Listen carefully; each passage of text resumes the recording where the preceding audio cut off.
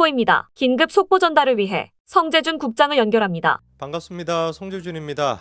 이번 주 금요일은 대한민국 정치 역사에 굉장히 중요한 하루가 될 수밖에 없죠. 하필이면 또 금요일 날 선거가 있다 보니까 토요일, 일요일까지도 그때 이제 여운이 가시지 않을 것 같은데, 만약에 금요일 날 사법부가 정의를 바로 세운다라고 한다면 아마 제가 봤을 때는 이번 주 주말은 그 어느 때보다도 요즘 날씨도 좋지 않습니까? 그래서 참 진짜 좋은 날씨로 우리가 좋은 기쁨을 누릴 수 있을 것 같고, 만약에 금요일 날 결국에 사법부가 민주당의 그 겁박과 협박을 이기지 못해서 정의를 바로 세우지 않는다라고 한다면 글쎄요, 참으로 대한민국의 운명이 이렇게 무너지나 우리가 우울한 주말을 보내게 될 것 같습니다. 더도 말고 덜도 말고 그냥 딱 한 가지겠죠, 그렇죠? 사법부는 그냥 법과 원칙에 따라 이재명이라고 하는 사람에 주목하는 것이 아니라 이 사람의 범죄 혐의만 주목하면 되는 것입니다. 그게 당연한 거 아니겠습니까? 이재명이라 그래가지고 처벌을 더 강하게 받든지, 이재명이라 그래서 처벌을 좀 덜 받든지, 이거는 말이 안 되는 것이죠, 그렇죠? 그냥 범죄 혐의에 입각해가지고 사법부가 고지고대로만 판단하면 되는 겁니다. 문제가 되는 것은 지금 벌써부터 민주당에서 이 434억 선거 보존으로 받았던 434억을 먹튀하려고 하는 이런 지금 조짐을 보이고 있다라는 건데요.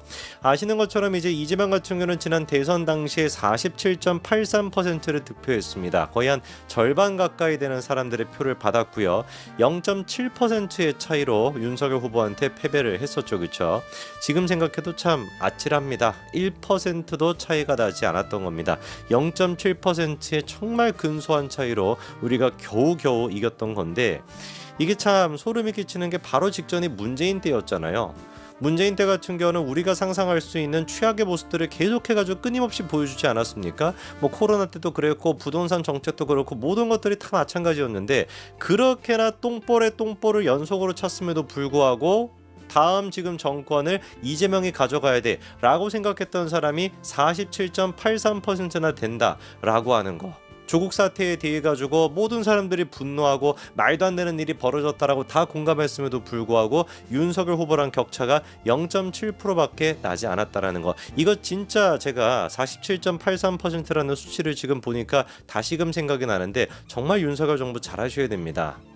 문재인이가 그렇게 개막장의 길을 걸었음에도 불구하고 0.7%의 차이로 이겼다라고 한다면은 지금 상태가 우리가 지속이 됐었을 때 다음에 0.7% 차이로 이길 수 있겠습니까? 아니 그냥 이기는 것 자체가 가능하겠습니까? 정말로 우리가 위기감을 느끼고요, 아무리 민주당이 잘못한다라고 할지라도 그냥 묻지도 따지도 않고 찍어주겠다라고 하는 사람들이 이렇게나 많다라는 걸 꼭 기억하시고, 정말 뼈를 깎는 심정으로 살 발을 갖다가 다 그냥 깎아내는 그런 심정으로 정말로 윤석열 정부는 변하겠다라는 의지를 보여주셔야 됩니다.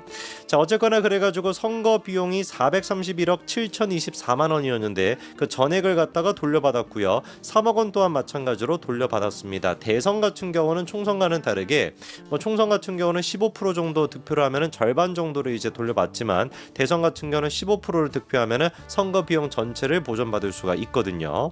자, 근데 이제 문제가 되는 것이 선거법에 따라 가지고 형이 확정이 되게 된다면 100만 원 이상의 벌금이 이제 그게 확정이 되게 된다면 돌려받았던 기탁금과 보전받았던 선거 비용 전체를 갖다가 반환하게끔 그렇게 돼 있습니다. 그렇다 해서 이재명 혼자서 434억을 갖다가 반환하는 것이 아니라 대통령 선거 같은 경우는 추천했던 정당, 그 후보를 추천했던 정당에서 그거를 반환하게끔 되어 있으니까 민주당이 434억을 토해내야 되는 그런 상황인 것이죠. 자, 근데 이제 민주당 같은 경우는 이렇게 순순히 돈을 토해내겠다라고 하는 생각은 전혀 없는 것 같습니다. 벌써부터 그래서 얘기를 하는 것이, 지난번 2022년도부터도 이재명이가 얘기를 했었어요. 뭐라고? 벌금 100만 원만 넘더라도 민주당이 434억을 반납해야 될 수도 있습니다. 이렇게 이재명이가 지가 먼저 얘기하고 다녔거든요. 이게 무슨 말이겠습니까?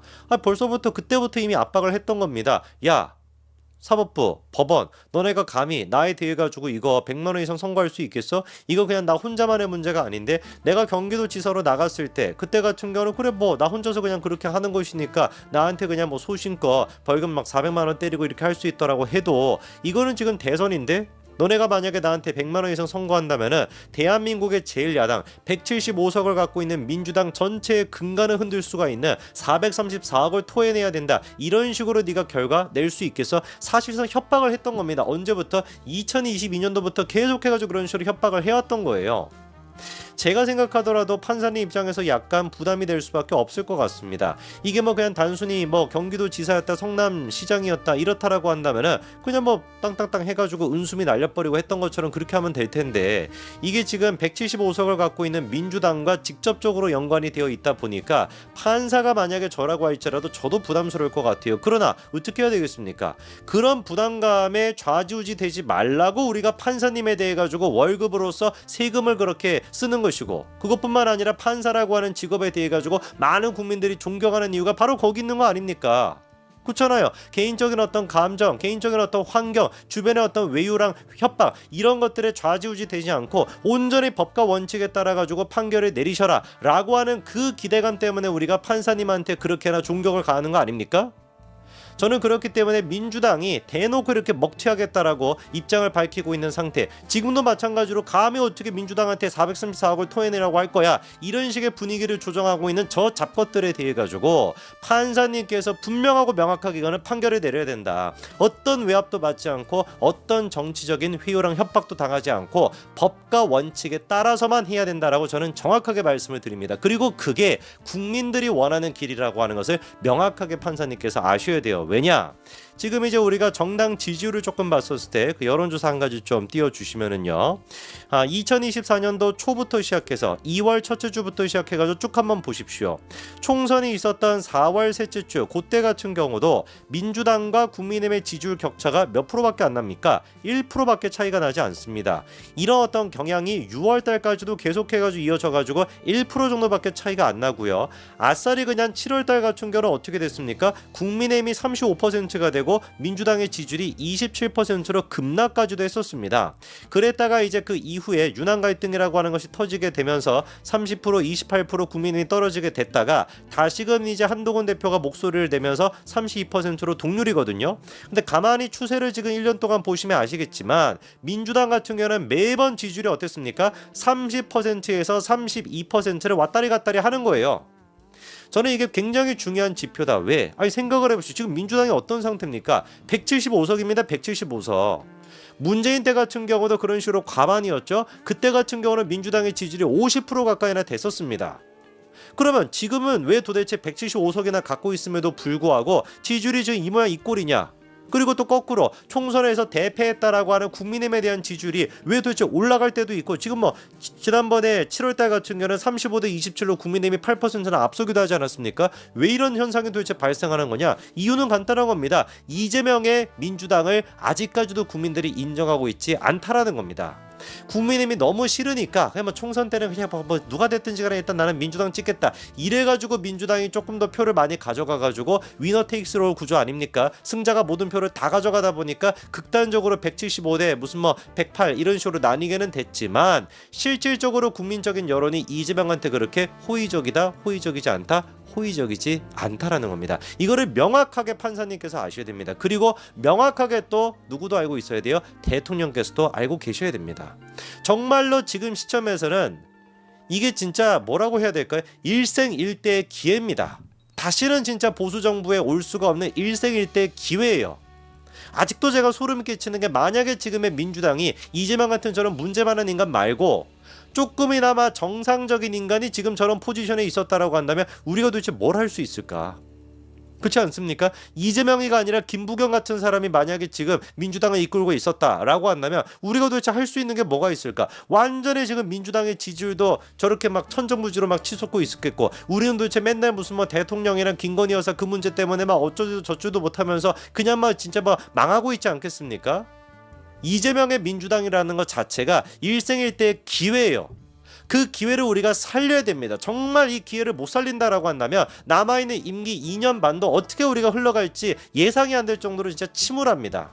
정말 대통령께서 빨리 변화하시고 김건희 여사 문제를 갖다가 정말 이런저런 다 끝내가지고 완벽하게 해소를 시켜가지고 한동훈 대표를 대표로서 인정해주고 혁신의 바람을 불러일으키게 된다면은 왜 도대체 안 되겠습니까? 이재명의 민주당인데 충분히 우리가 할 수가 있죠.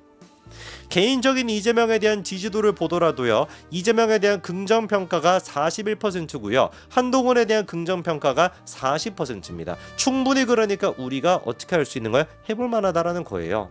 대통령의 지지도 같은 경우는 지금 19%랑 17%까지 찍지 않았습니까? 대통령의 지지도가 17%인데 당의 지지도가 32%라고 하는 게 무슨 의미겠습니까? 여전히 대한민국의 보수 쪽을 찍고 계시는 분들이 35% 정도가 있다라는 거예요. 35%에서 40% 정도가 있다라는 겁니다. 그런데 그분들 가운데 10%가 넘는 사람들이 대통령한테 지금 등을 돌렸다라는 거잖아요. 근데 그분들이 누구한테는 등을 돌리지 않았다라는 거예요? 한동훈한테는 등을 돌리지 않았다라는 겁니다. 그 이유가 무엇일까? 그 부분에 대해서 대통령께서 반드시 생각해 보셔야 됩니다. 그래서 국민의힘의 지지율과 대통령의 지지율이 동률이 나와야 돼요. 그래야지 국정 운영에 힘을 받을 수가 있습니다. 충분히 가능합니다.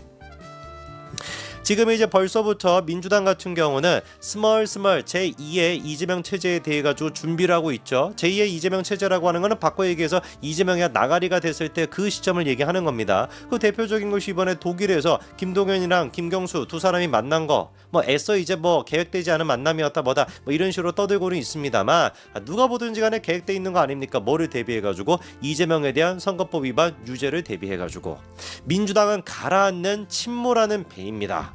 그냥 알아서 지금 침몰하고 있습니다.